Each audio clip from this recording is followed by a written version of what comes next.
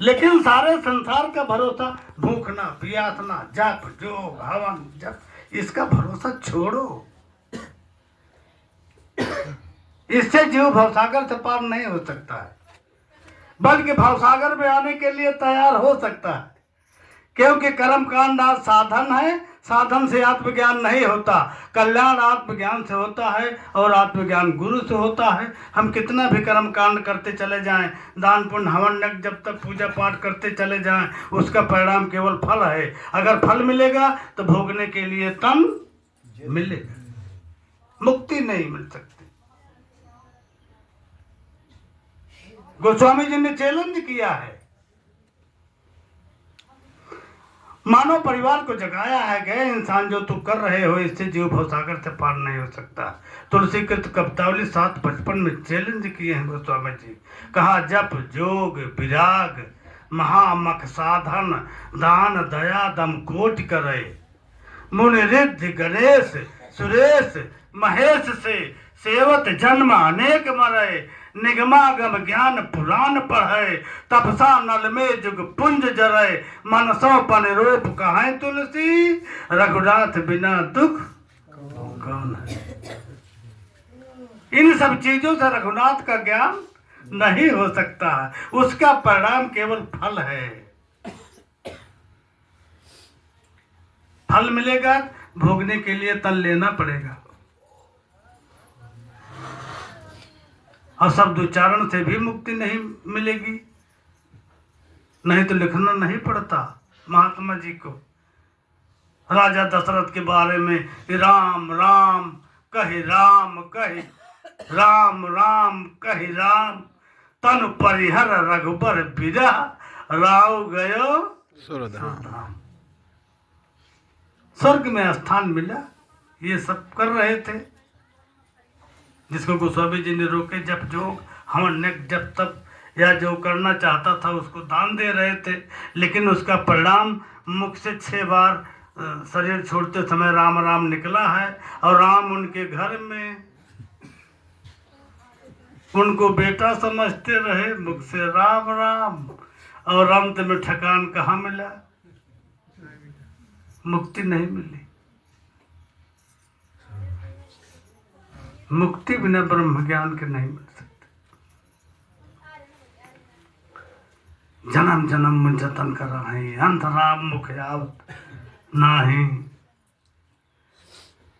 लिखा है रावण का वध करके राम जब आ रहे थे तो सारे देवता लोग हाथ में पुष्प लेकर के इष्ट राम पर वर्षा कर रहे थे और रो रहे थे, आंखों में आंसू भर करके इष्ट राम से प्रार्थना कर रहे थे कि हे इष्ट राम, मुझसे बहुत बड़ी भूल हो गई, यहाँ तक हमारी यात्रा हुई लेकिन हमको मुक्ति नहीं मिली, और हमारा जितना जमा था सब खत्म हो गया, अब बहुत दुख है। क्योंकि स्वर्ग पाने के लिए मानव तन नहीं मिलता है। स्वर्ग स्वल्प अंत दुखदाई, यह तन कर फल विषय न जाई। मानव तन पाने का मतलब ये नहीं कि हमको स्वर्ग मिले, प्रभु मिले, प्रभु की भक्ति मिले। अगर भक्ति करना आ जाता है मुक्ति स्वतः मिल जाती। सारे लोग प्रार्थना कर रहे थे, हे इष्ट राम, मुझसे भूल हो गई, फिर से मुझे मानव तन दे दो, मैं आपको जानकर भक्ति करके मुक्ति को पा जाऊंगा। ते अवसर दशरथ तहाँ आए।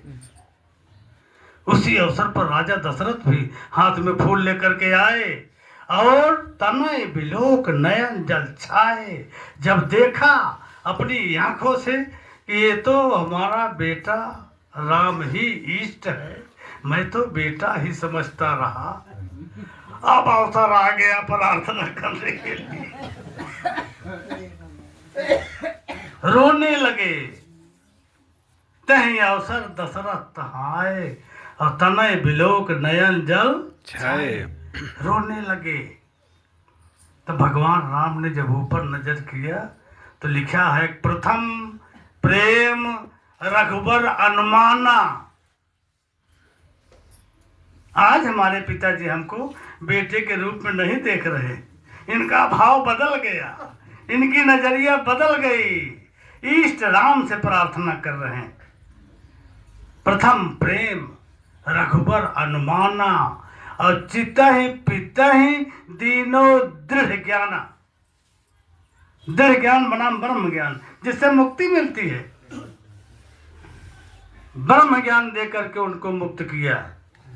और जन माता पार्वती जी भगवान शंकर जी से पूछ रही हैं, ये निराकार परमात्मा राम के रूप में साकार होकर के आया था, बेटा बन के आया था, तो अपने पिता राजा दशरथ को क्यों नहीं मुक्त कर पाया, क्यों नहीं मुक्त किया? तो भगवान शंकर जी ने बताया कि दशरथ भेद भगत मन लाए, ताते उमा मोक्ष नहीं पाए।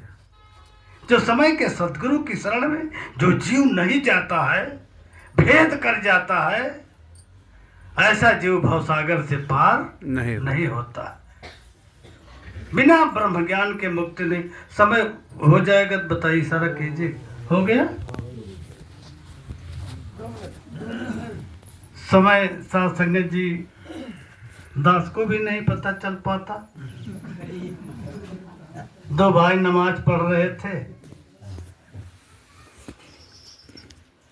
मस्जिद में जाते थे,